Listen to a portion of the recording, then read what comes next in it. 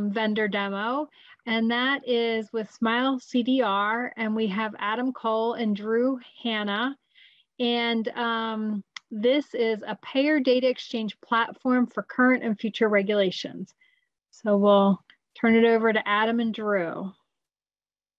Good afternoon, everyone. Super. Hey, I'm going to share my screen. I had to check my watch to make sure it's afternoon. I don't know why I had to do that. It's been a long day already. All right, 1 minute. And let me just go into present mode here. Super.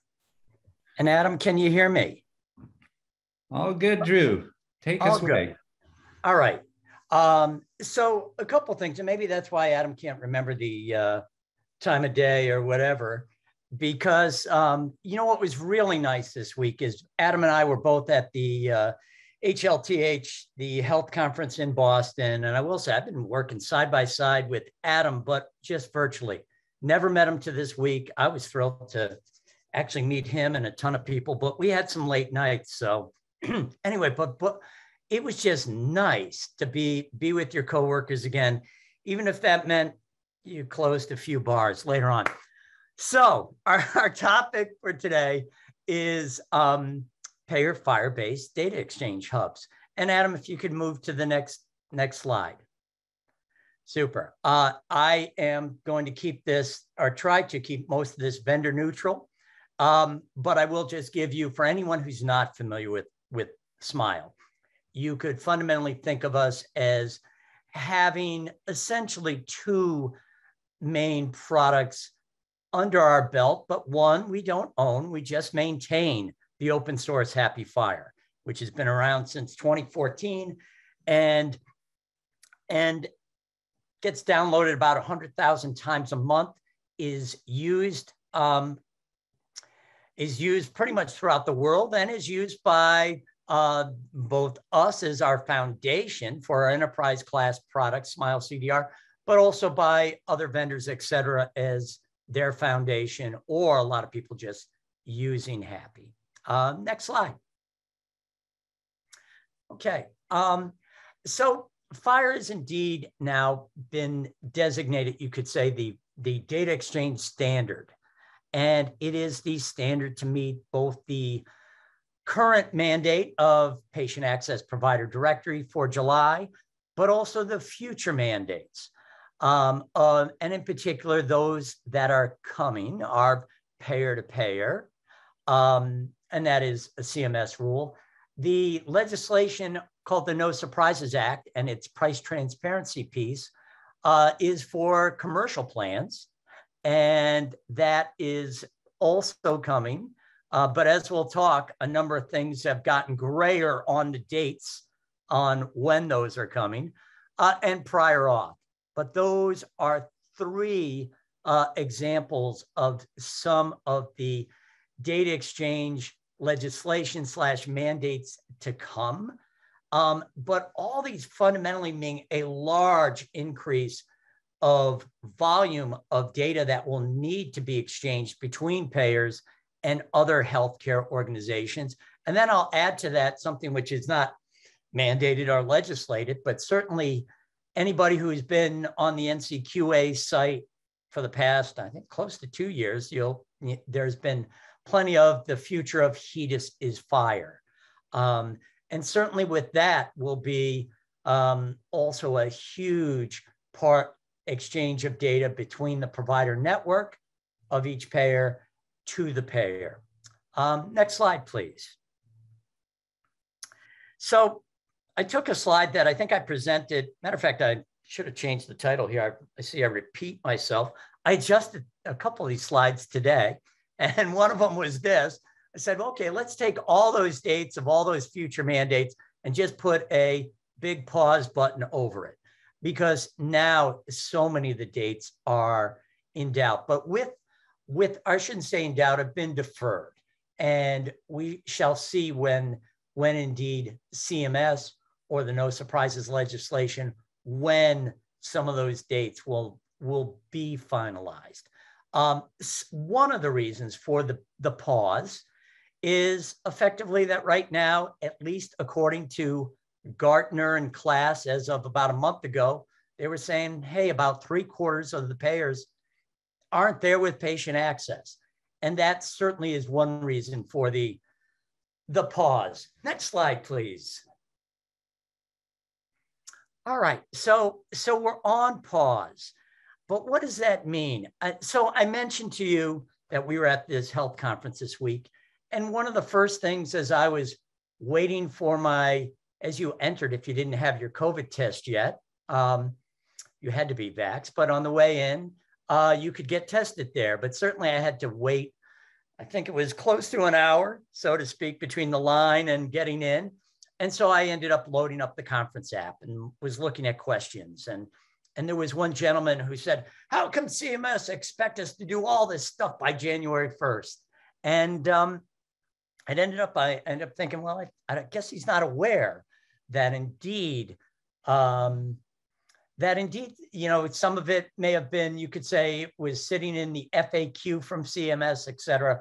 But these January 1st dates, and in particular for most people, and I know he was referencing the payer-to-payer being due on Jan 1 next year, and the no surprises price transparency rules also being on that date. And as I will show you briefly, both of those, though, had significant lifts, but indeed, these have been postponed. All that does mean, though, that while these are massive lifts, and indeed, that time is now, that has been pushed out, I guess overall my message would be, please don't waste that time, because certainly by probably in 2023, and some things perhaps even sooner, these things are coming. And so now you do have time to do things right and use this time to create a strategic FHIR infrastructure. That's really the sort of the bottom line, I think, of the best way you could go about using this time. I know that I've been in conversations with folks. We do have payers working with us who are working right now on, you could say, phase 1 of payer to payer, so to speak, with us. We have some who are even working on HEDIS and doing the digital measures with FHIR and the clinical quality language, CQL, with us. So getting an early start, I think, is important. I know I had 2 conversations yesterday with customers who were effectively saying, here's the menu of items that we'll be discussing in a moment that is out there for mandates, et cetera, that require a FHIR exchange. Work with your compliance team, work with your IT teams to decide what should we be tackling now. But overall, again, if you don't have the right kind of strategic FHIR infrastructure in place, you're going to need it. So use this time wisely. Next slide, please. I won't touch too much on this. I'll just say that overall, this looks at creating, again, what are some of the things you want to have in that strategic platform?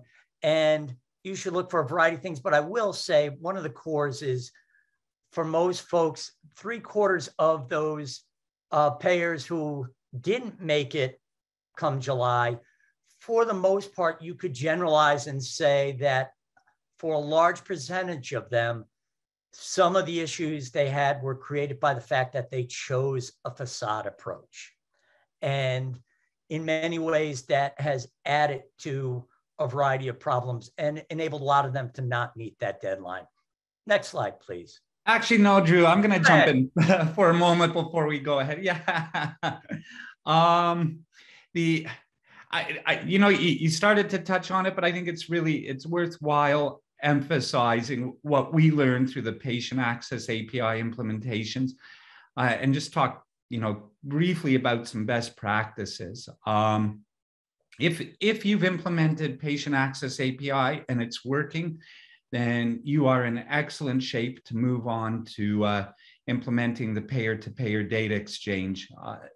you can probably imagine where I'm going. Looking at the pyramid, before you pursue the top of Maslow's hierarchy, you want to make sure you got the foundational pieces in place. And the P2P absolutely is dependent on things like the string everything operation, on provenance, on the patient access API.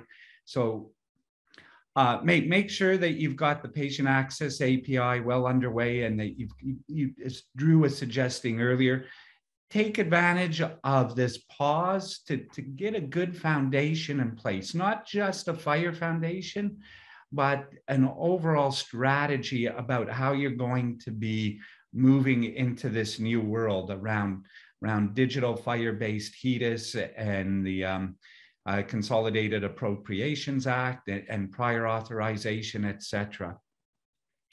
All right, I'll jump ahead now. Thanks, Drew. Cool. Hey, just out of curiosity, because I see you, Adam, and I do have my camera on, but am I not being shown? And it might have been, maybe they got the ugly meter and said Adam's better looking.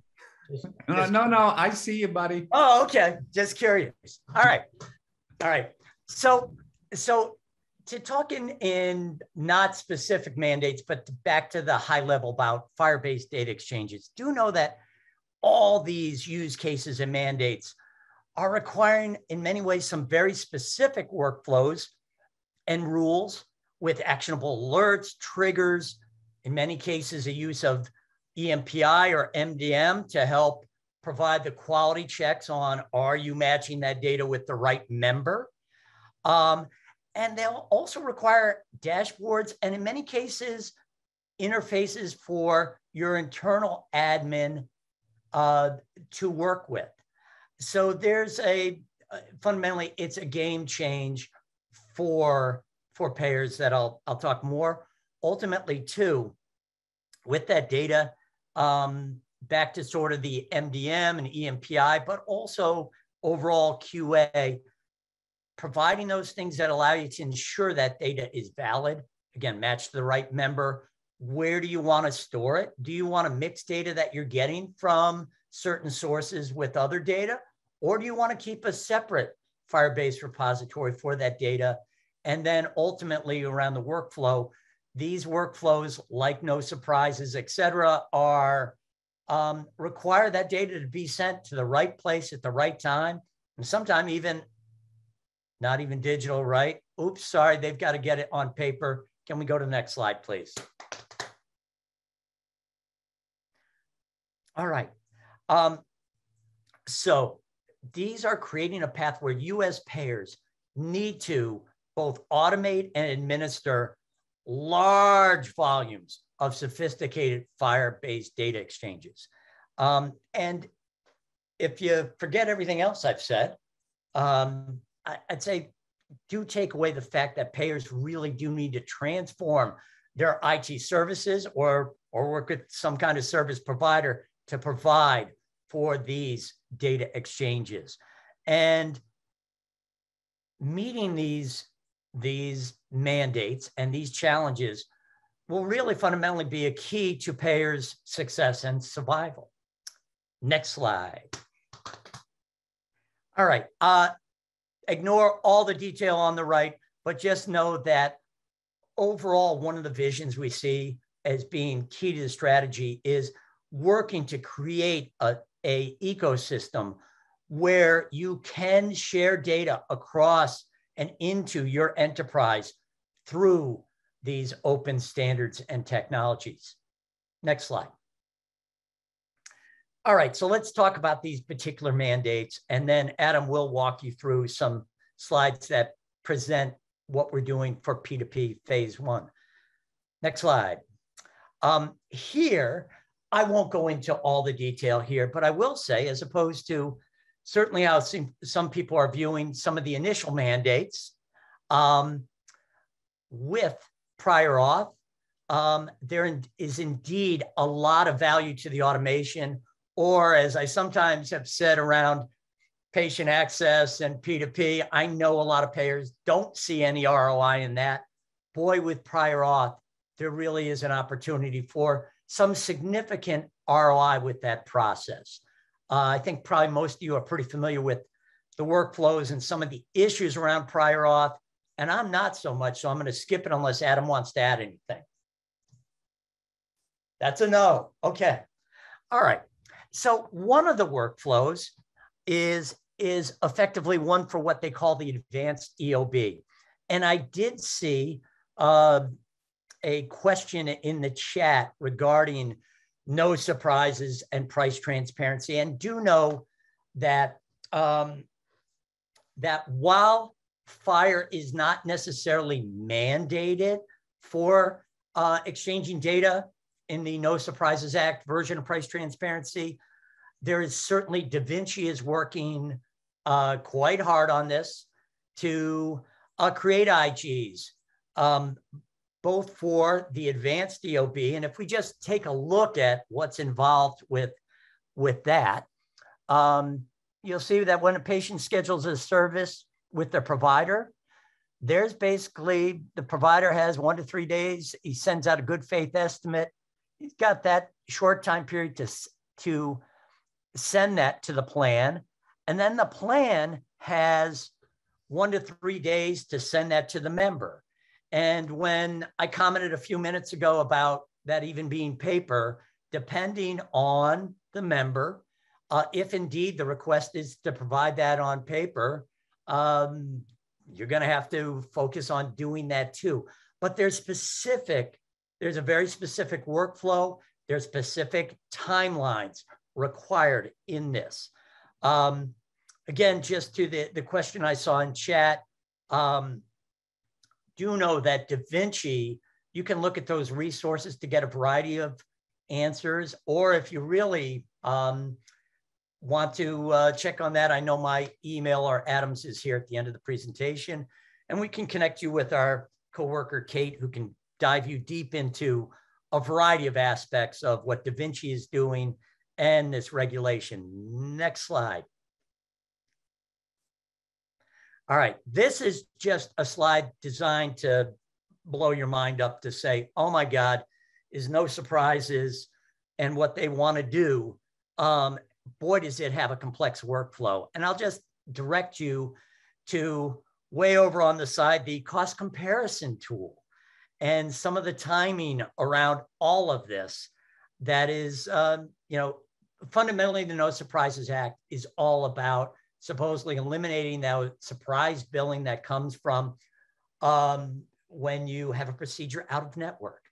So the complexities in it are many. The workflow in it is, again, pretty mind-blowing. And I think this slide, which I believe, yes, is a DaVinci slide, will give you a good feel for what a heavy lift is coming.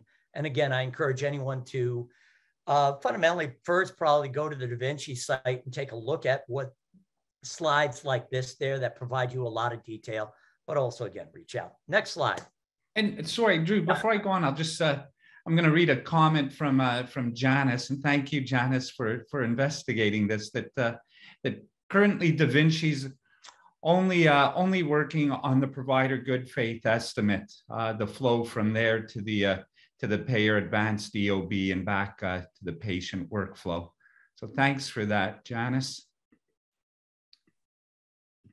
All right, super. So Adam, why don't I turn it over to you to talk a bit about, P2P. Okay. Actually, yeah, go ahead. Excellent, thank you, Drew. And Navin, great presentation. I'm going to try not to repeat too much of what you just presented. It's not fair. WEDI always sticks us after you, and you do a great presentation. So I will be relatively quick here. The only so many ways to interpret how to do P2P, and I guess that's a good thing because we do want it to be standardized. So our solution, and as with everybody else's, should look relatively the same, and certainly behind the scenes should operate the same way, as is the intent with interauth. What you're seeing on the left side, and I'll show you some screenshots in a moment, but first at the conceptual level. what you're seeing here on the left side is the functionality that is presented to the patient or to the member. And this allows them to do a search for their previous payer, assuming that they're coming in from their new payer, do a member match. That may include a member-mediated or a member-directed authentication flow. And then, of course, it's important that there is a member consent statement. Over on the right side here, we've got the administrative functionality. And again, pretty similar to what you saw Navin present. We've got an excellent UI for managing both the patients and the trading partners. The authorization process, MDM, is of course the member match, data mapping and enrichment tools, and some QA and data validation tools. In addition to that, of course, the regulations call that there's a strong provenance, traceability, auditing, consent. You're going to want multiple environments for development and staging. So let's jump ahead and look at what this actually looks like.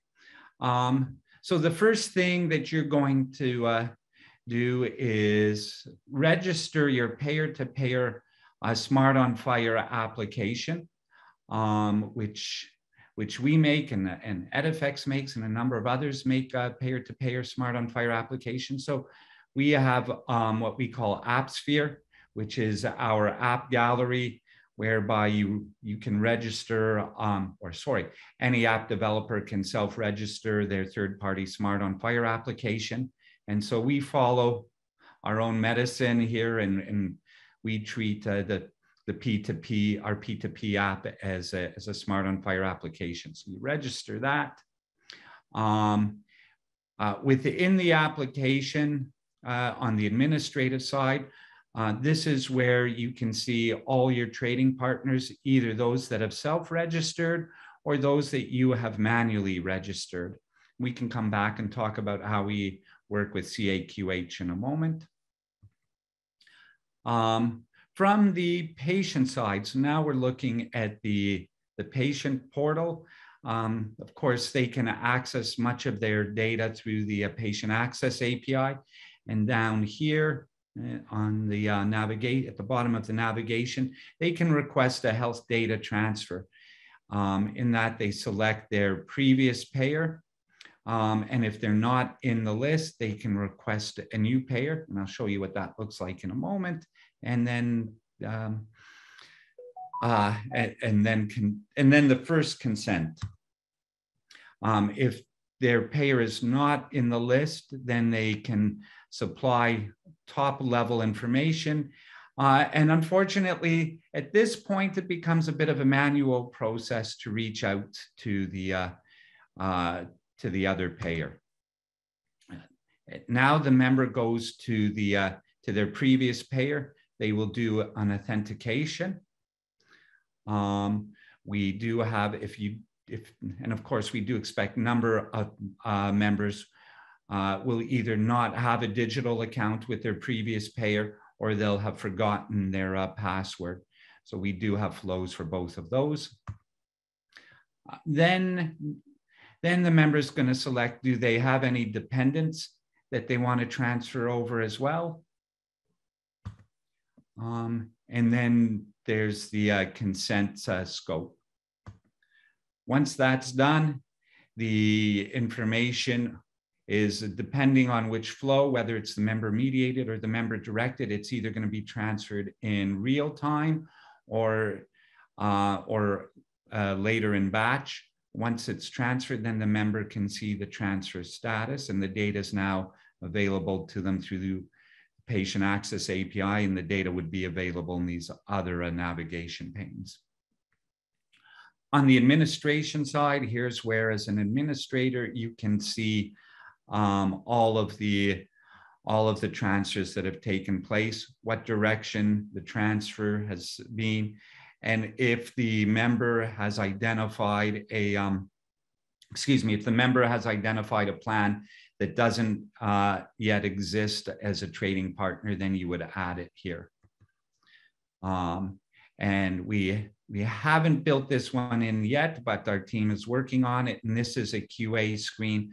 Some of our customers have requested that rather than the data going directly into their principal FHIR repository, that they have the data go either into a secondary interim FHIR repository, or that it gets tagged for review before it gets accepted into the principal FHIR repository made available to the patient, to the member. All right, that's it for me, Drew.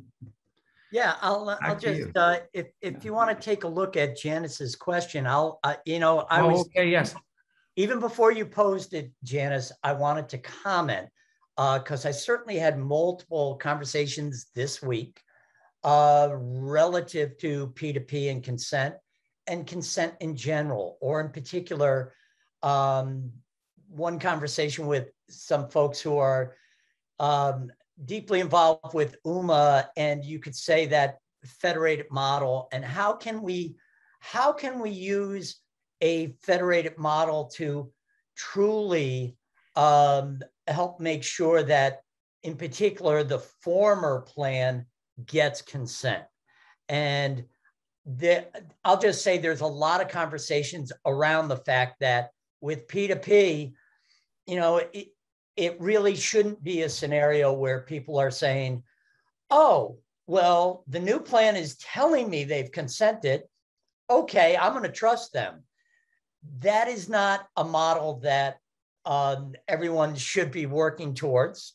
And while I'll say that, in Smile, we offer some very granular consent that can adjust by jurisdiction, have different rules per state, et cetera. The concerns around making sure that perhaps creating that federated model that allows the former plan to know that truly the consent is being granted by the member is of, I think, of vital importance. And I know a lot of people are concerned. Go ahead, Adam. Yeah, and I'm going to take a slightly different tact on addressing that question. I'm going to read that as, the granular consent. Certainly, we can restrict the consent based on resource type. So, for example, observations, conditions, etc. However, the real value, in fact, the only value on making the consent granular is being able to do it by value set. So, for example, SAMHSA in the past has come up with some value sets. I'll give you a tangible example. As I move from a previous plan to new plan, I may want to transfer everything except a psychiatric condition. That's going to impact certain observations and certain conditions, but not all of them. So I wouldn't want to block all resource types of observations or all resource types of conditions. I would only want to pick the appropriate psychiatric condition, and then everything related to that should be blocked. So as I mentioned, SAMHSA has worked on this in the past. That has there's the activity there has fallen off, but there's a couple of other initiatives, and I'm sorry, the name is slipping my mind, but if somebody likes, I can certainly follow up with it, that are starting to pick this back up. And we feel that that's really important. So that is an area that we're going to be actively focusing on. I hope that answers your question, Janice. Right. Actually, I'll go back to, I guess, the moderator. If there's anything else, I certainly don't see, I'm looking at the chat, so I don't see anything else, but I'll wait a minute. Unless something pops, I'll say thank you now. And anyway, Yeah, I was watching the chat. You guys were doing a great job of reading them and addressing them along the way. Excellent. So, good. Yeah. I'm surprised I'm feeling so good after hanging with Adam late at night at that conference. You know. Anyway. The Red Sox still in it? I know Yes. Mickey mentioned that on Tuesday. So Boston, I don't know if they were playing in Boston, but that must have been just they crazy. were. Yep. That adds a lot of level of crazy. I know I've been in the city when they've been playing. Yeah.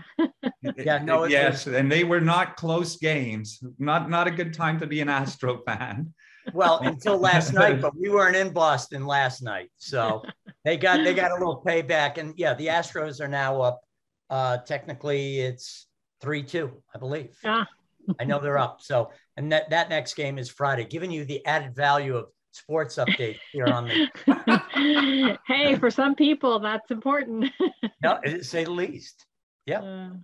Anyway. So is there any other, resources or any other information you want to point people to? Any other, you're talking about future regulations, any, crystal ball predictions you want to make about what we're going to see in the way of regulations coming forward or any other delays?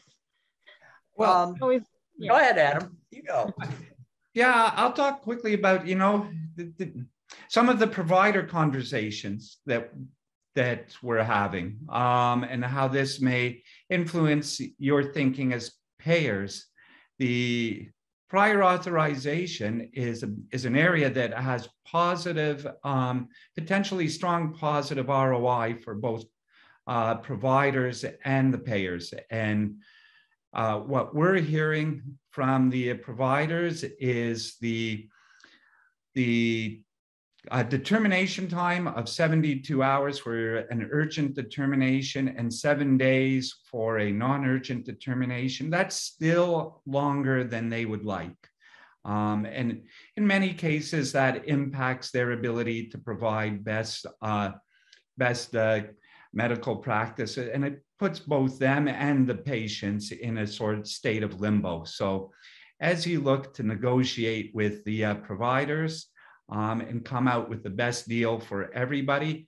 If you can offer faster determinations, I'm sure that'll be well appreciated and give you a bit of an advantage at the negotiation tables. Hey, Adam, if you could look at the question that just came in. I'll also just comment, I don't know if I made this clear, that ultimately too, we think that those provider network contracts are going to, HEDIS, maybe 3-4 years from now, it may well be that you're getting in near time a feed of potentially all your members' clinical data from that particular provider. And that should transform HEDIS into this after the fact scenario into a key part of providing near time alerts to allow you to help manage